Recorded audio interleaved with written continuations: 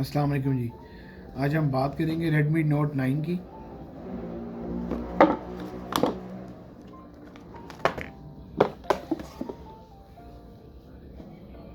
चार कैमरे उन्होंने बैक पे दिए हैं, 48 मेगापिक्सल बैक कैमरा उन्होंने दिए हैं। साथ ही उन्होंने फिंगर अनलॉक दी है। इसका चार्जिंग पोर्ट दी है, वो टाइप सी दी है इन्होंने।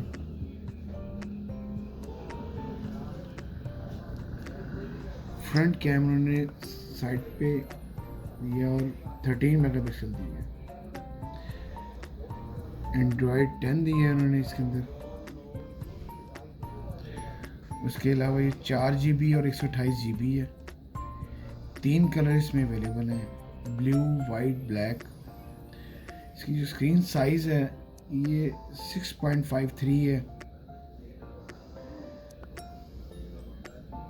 5020 मेगाहर्ट्ज की बैटरी है इसके अंदर। साउंड इसका बहुत अच्छा साउंड इसमें दिया है इन्होंने।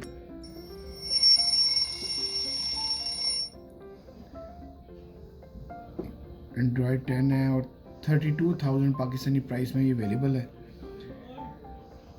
बहुत ही प्यारा फ़ोन है, आप लोग लाजमी ख़रीदें,